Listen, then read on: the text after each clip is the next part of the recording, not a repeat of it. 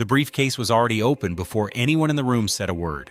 Ibrahim Traoré stood motionless, staring down at what was inside it. And for 3 full seconds, the only sound in the entire command room was the hum of the overhead lights and the shallow breathing of the 12 men surrounding him. Then his hands began to shake, not from fear. Everyone in that room would later say it was something else entirely. Something that looked, from the outside, like a man holding himself back from an explosion that would have ended several careers and possibly several lives. Inside the briefcase, 10 million euros in unmarked bills, a satellite phone preloaded with a single contact labeled only Geneva, and a folded letter bearing the seal of a foreign intelligence directorate that had no business being anywhere near Ouagadougou. And the man who had placed the briefcase on the table was Colonel Edouard Ouagadougou, a decorated officer, a 15-year veteran, and until 48 hours ago, one of Traoré's most trusted commanders. Ouagadougou stood at the far end of the table with his arms crossed, watching Traoré's face with the careful expression of a man waiting to see which direction a loaded weapon would fire. Around him, 7 other senior officers stood in varying degrees of stillness, their loyalties suddenly impossible to read. "It arrived this morning," Ouagadougou said, "through the eastern checkpoint. The courier claimed diplomatic clearance. Traoré did not look up from the briefcase, and you accepted it. I secured it. There is a difference. You brought it here, to this table, in front of these men." Traoré finally raised his eyes, and the room seemed to contract slightly. "Tell me, Edouard, did you open it before or after you made the decision to bring it to me?" The silence that followed that question lasted long enough to answer it. Something had already shifted in the room. 3 of the officers near the door exchanged a glance so brief it was almost invisible. Traoré caught it. He caught all of it. He had been catching things for weeks, assembling a picture that no one knew he was assembling, placing pieces together in the quiet of his own mind while appearing on the surface to be focused entirely on the military operation in the north. That operation, a coordinated push against armed groups that had been destabilizing entire provinces for over a year, was now entering its most critical phase. Logistics were live. Troop movements were active. A detailed operational timeline sat in a classified file on the server 3 floors below this room. If that timeline was compromised, if anyone with access to that satellite phone passed even a fragment of the operational sequence to the wrong party, then hundreds of soldiers moving through the Sahel in the next 72 hours would be walking into positions already known by their enemies. That was what was at stake. Not money, not politics. Lives measured in the dozens, possibly more. Traoré closed the briefcase quietly, almost gently. "Everyone sit down," he said. No one moved immediately. Ouagadougou's jaw tightened. "I said sit." They sat. Traoré remained standing. He walked to the window, hands clasped behind his back, and looked out over the courtyard below where 2 young soldiers were cleaning a vehicle in the midday heat, completely unaware that the decision being made 40 feet above them might determine whether they came home from the north. "3 weeks ago," Traoré said, his voice steady, almost conversational, "I received a report from our counterintelligence unit. Someone inside this command structure had made contact with an external party. The communication was encrypted, but the signature was identifiable to anyone who knew what they were looking for." He paused. "I knew what I was looking for." He turned from the window. "I did not act on that report immediately. I want you all to understand why. Because acting immediately would have meant acting with incomplete information. And incomplete information in a situation like this, it is more dangerous than no information at all." Ouagadougou's arms were no longer crossed. They were flat on the table. "So I waited," Traoré continued. "I watched. I made certain adjustments to what certain people believe they knew about our operational timeline. Small adjustments, specific adjustments. He let that sentence settle. Adjustments that only someone with access to this room would have had any reason to pass along. The temperature in the room had changed. Everyone could feel it. Two of the officers were now visibly uncomfortable. One of them, Major Diallo, a compact man who had always been difficult to read, had both his hands pressed flat against his thighs as though he was physically preventing himself from standing. The timeline that was leaked, Traore said, was not our real timeline. Yet the coordinates that were passed through that phone, and yes, I know about the phone, I have known about the phone since Tuesday, lead to empty terrain. There's nothing there, no troops, no supply lines, no exposure. He reached into his jacket pocket and placed a small folded paper on the table. Our real operation moved forward this morning uncompromised, on schedule. The room did not erupt. It did something quieter and more devastating. It went completely, comprehensively silent. Ouagadougou looked at the folded paper and then looked at Traore, and for the first time since the briefcase had been opened, he looked like a man who had miscalculated something fundamental. "You knew," Ouagadougou said. It was not a question. "I knew enough." Traore sat down now, unhurried. What I needed to confirm was the full scope, who was involved, how far it went, whether this was an individual decision or something more organized. He looked around the table slowly, not accusingly, but with the patient clarity of someone who had already finished counting. "Now I know." Major Diallo stood up abruptly, his chair scraping backward. "Sir, I want to state for the record that I had no knowledge of—" "Sit down, Boubacar." Diallo sat. "I am not conducting a tribunal in this room," Traore said. "That will happen through proper process, with proper authority, with full documentation and legal representation for anyone who requires it. What I am doing in this room, right now, is giving each of you one clear moment of clarity before that process begins." He looked at Ouagadougou. The money in that briefcase was intended as an incentive, for me specifically. If someone believed that the right number, delivered at the right moment of pressure, would produce a compromise, that I would take it, or that if I didn't, my refusal would be difficult to explain in a way that didn't implicate others. Ouagadougou said nothing. "It was, I will admit, a sophisticated design," Traore said, "because the scenario was structured so that simply receiving the briefcase created a problem for me, regardless of what I did with the money. If I accepted, I was compromised.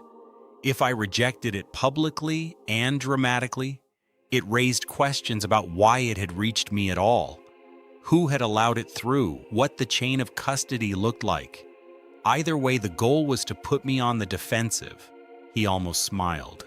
"I do not operate well on the defensive, so I chose a third option."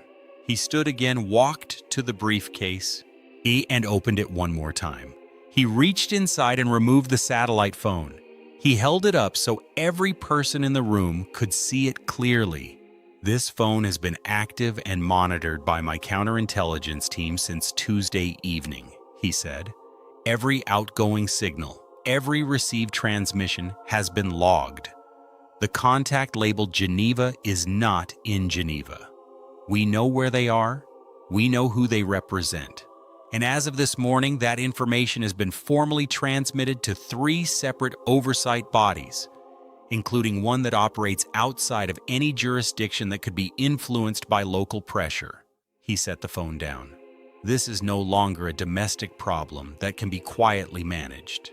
It is now part of a documented international record." The officer nearest the door, a younger man named Lieutenant Compaoré, who had been so still for so long he almost seemed decorative, exhaled sharply through his nose. His face had gone pale. "The soldiers in the north," Traoré said, returning to his chair, his voice dropping slightly in register, becoming something more personal, "are moving right now. They have water. They have accurate intelligence. They have a timeline that has not been touched. They will complete their objectives, and they will come home." He leaned forward on the table. "That is what this morning was supposed to prevent. That is what this briefcase was supposed to make impossible. And it failed, not because of luck, not because someone made a mistake on the other side. And it's because we were ready." He looked at Ouagadougou one final time. "Edouard, you have been a soldier for 15 years. You understand chain of command.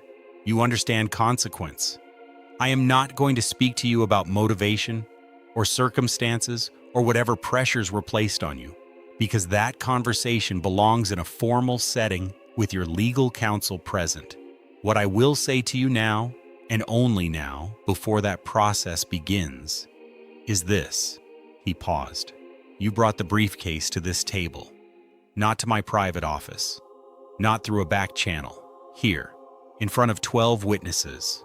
He let that sit for a moment. "I think some part of you wanted it to go differently. I think some part of you was hoping I would do something that would give you a reason to believe the decision you made was justified." He shook his head slowly. "I cannot give you that reason, because it does not exist." Ouagadougou looked down at the table. His jaw was working silently.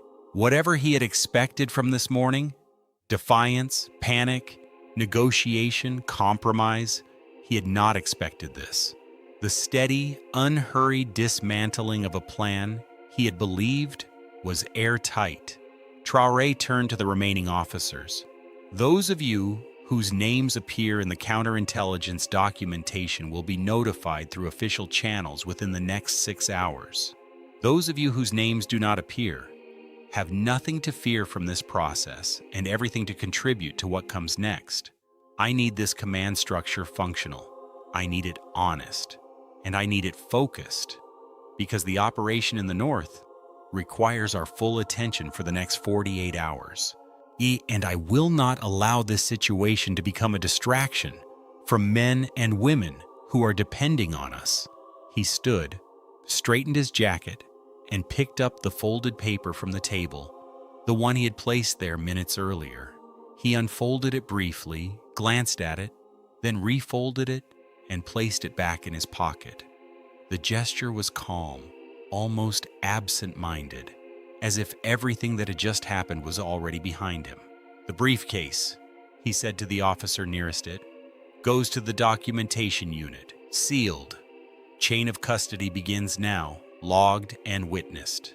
He looked around the room one final time. "Dismissed. Except for Ouagadougou and Lieutenant Traoré.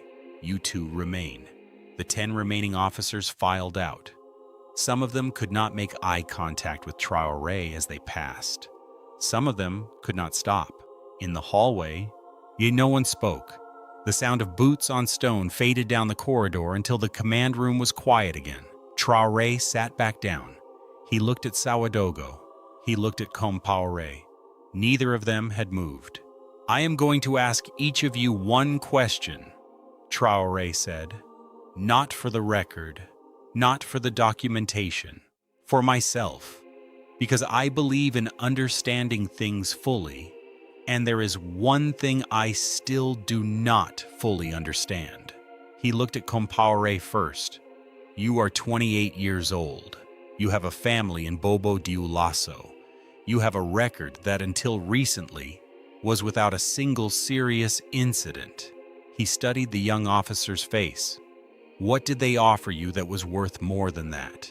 Traoré's throat worked, yet his eyes had the redness of a man who had been holding something back for days and was no longer certain he could continue holding it. "They said..." His voice broke. He started again. "They said that if I didn't cooperate, my brother's business license would be revoked, that there were debts they could call in. They had documentation. I don't know how they got it, but it was real." He stopped. I passed one message. One. I told myself it was minor." "It was not minor," Traoré said. Not unkindly, just with absolute precision. But it was one message, and the damage was contained, and you will have the opportunity to explain that context through the proper process. He held the young officer's gaze. The fact that you were pressured does not excuse the choice, but it is a fact, and facts matter. All of them. Traoré nodded. His eyes were wet. Traoré turned to Ouagadougou. Edouard. The older man raised his head. His expression had moved through several territories in the past hour and had arrived somewhere that looked almost like relief. The particular relief of a man who had been carrying something very heavy and has finally set it down, regardless of what happens next. They came to me 4 months ago, Ouagadougou said. It wasn't money at first. It was leverage, something from years ago before my commission, something I had put behind me. They had it. They made it clear they would use it. He paused. After a while, the money was also there, and I convinced myself that if I was careful, if I limited what I passed along, no one would be hurt. But you knew that wasn't true, Traoré said. Yes. Ouagadougou said it simply. It's like a stone dropping into water. I knew. Traoré was quiet for a moment. 4 months, he said. And in those 4 months, you watched this command function. You watched these soldiers prepare. You watched families load their sons onto transport vehicles headed north, and you told yourself it was contained. He did not raise his voice. He did not need to. I am not angry at you, Edouard. I want you to know that. Anger is not what this moment requires. He folded his hands on the table. What it requires is honesty, and you have finally provided it. He stood, he walked to the door, opened it, and spoke to someone in the hallway outside. 2 security officers entered. They were professional and quiet. No theater, no performance. They will take your statements formally, Traoré said. You will both be treated according to the law. And nothing more and nothing less. He looked at Ouagadougou one final time. You were a good soldier, Edouard. For a long time you were. I think you know what that means and what it costs to lose it. I will not take that knowledge away from you. It belongs to you. Ouagadougou was standing now, straight-backed, the way a soldier stands when there is nothing left to protect but dignity. He nodded once. The security officers moved forward. The room emptied. Traoré stood alone in the command room for 60 seconds, maybe less. He looked at the closed briefcase on the table, at the place where the satellite phone had been, at the empty chairs. Then he walked to the window again, and below, in the courtyard, the 2 young soldiers were still cleaning the vehicle in the midday heat. Same rhythm, same motion, completely unaware. Yeah, he took out his own phone and made a call. It was answered on the second ring. Status, he said. The voice on the other end was clear and steady. Northern units have completed the first phase. Secondary positions are confirmed. No contact with opposition forces at the primary coordinates. Alternate route is clear. Casualties? None reported. Traoré exhaled slowly through his nose. It was not a dramatic exhalation. It was not the release of someone who had been holding their breath. It was simply a breath. The kind a man takes when something he built is working exactly as he designed it to work. Continue, he said. I want a full update at 1800 hours. Understood. He ended the call. He put the phone back in his pocket. He straightened his jacket. He did the same small, precise motion he had made an hour earlier in front of 12 men who were now in various stages of understanding exactly how thoroughly they had underestimated him. In the weeks that followed, the formal process ran its course with the kind of measured, documented transparency that left no room for counter-narrative, no opening for those who had orchestrated the briefcase operation to reframe it, minimize it, or bury it in procedural complexity. The counterintelligence files were comprehensive. The international documentation was immovable. The contact in Geneva, who was not in Geneva, was identified, and the diplomatic consequences of that identification moved through channels that operated far above the level where such things could be quietly absorbed. Ouagadougou and Traoré were processed according to the law. The evidence was presented. The context was part of the record. Neither of them disputed the core facts.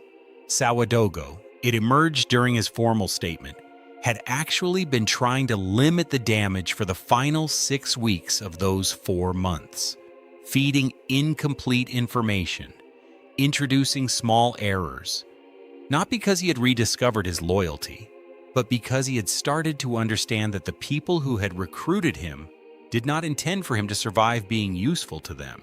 The security reform that followed was drafted by Traoré himself, in consultation with legal experts, military oversight specialists, and representatives from 3 different civic organizations.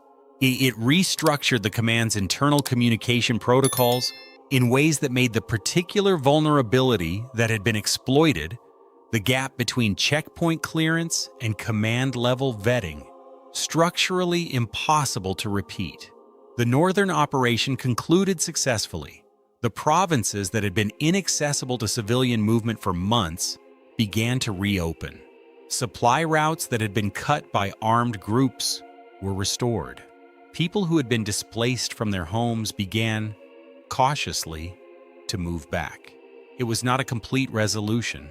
These things never are, not immediately, but it was a beginning with solid ground under it. At no point during any of this did Traoré speak publicly about the briefcase, the satellite phone, or what had happened in the command room that morning. He made no speeches about betrayal. Yet he delivered no dramatic declarations of survival. He gave no interviews. The work was the statement. The outcome was the argument. The soldiers who came home from the north were the answer to every question anyone might have asked about whether the morning with the briefcase had been handled correctly. There was one moment, weeks later, during a logistical briefing on the second phase of the northern operation, when a young analyst who had recently joined the command staff made a comment under her breath to a colleague. She had been reviewing the archived documents from the previous operation and had come across the altered timeline, the deliberate misdirection that had been fed to the compromised channel. She had cross-referenced it against the real operational map and then against the movements of opposition forces during the critical 48 hours. The opposition had moved to intercept a position that had never existed. They had committed resources, time, and positioning to a confrontation that had never happened, and in doing so, they had opened exactly the gap that the real operation had moved through.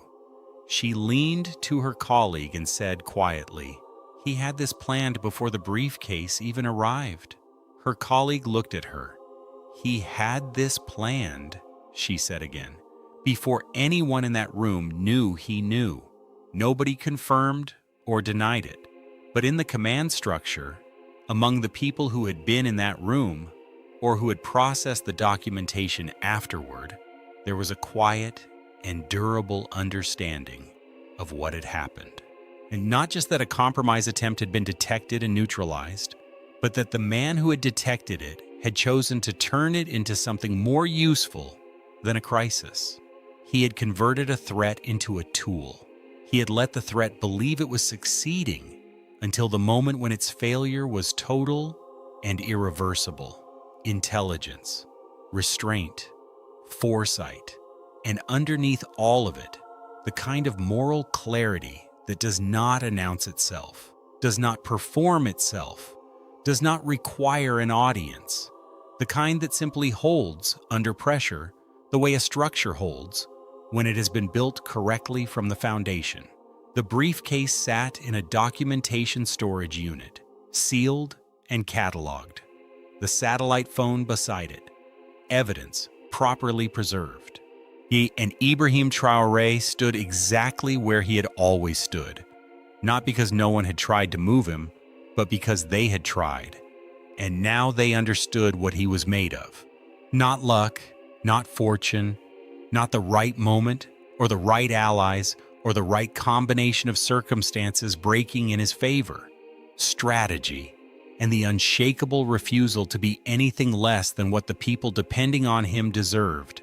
That was what his hands had been shaking with, standing over that open briefcase, in a room full of men waiting to see him fail.